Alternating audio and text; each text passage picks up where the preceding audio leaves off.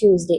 ரொம்ப நாளாக நான் ஒரு விஷயத்த பண்ணணும்னு நினச்சிட்டே இருந்தது தள்ளி தள்ளி போச்சுங்க. இன்னைக்கு, நாளைக்கு, நாளா நாளைக்குன்னு சொல்லி இப்படி நாட்கள் தான் போயிட்டே இருந்ததை தவிர்த்து என்னால் அந்த விஷயத்த பண்ண முடியல. வேறு எதுவும் இல்லைங்க. நான் ஒரு வேல் வாங்கியிருந்தேன். அது வாங்கி 5 to 6 மந்த் ஆச்சு. அபிஷேகம் பண்ணணும்னு ஒவ்வொரு டைமும் நான் நினைக்கிறது.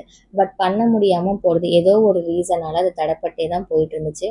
நேற்று தான் முருகப்பெருமான் பார்த்திங்கன்னா வேலுக்கு அபிஷேகம் பண்ணுறதுக்கு எனக்கு ஒரு டைம் அமைச்சு கொடுத்துருந்தாரு. நேற்று நல்லபடியாக மத்தியானம் செவ்வாய் ஓரையில் 1 to 2 வேலுக்கு அபிஷேகம் பண்ணி விளக்கு படுத்தி தூப ஆராதனையெல்லாம் காட்டி நல்லபடியாக சுவாமி கும்பிட்டு முடிச்சாச்சு. எப்பயுமே செவ்வாய்க்கிழமை காலையில் 6 to 7 செவ்வாய் ஓரை இருக்கும்.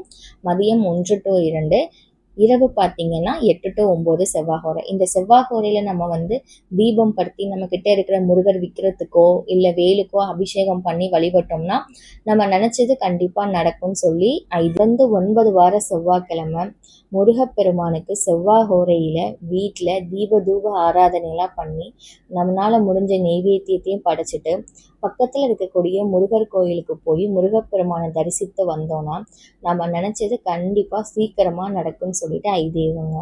நெய்வேத்தியத்துக்கு சக்கரை பொங்கல் தான் செய்யணும், பால் பாயாசம் தான் செய்யணும் அப்படின்லாம் எதுவுமே இல்லைங்க. நம்மளால் முடிஞ்சது ஒரு கல்கண்டாக இருந்தாலும் சரி, ஒரு டம்ளர் பாலாக இருந்தாலும் சரி, நம்மளால் முடிஞ்சதை வச்சு வழிபட்டோம்னாலே முருகப்பெருமான் கண்டிப்பாக நம்மளை பார்ப்பார்.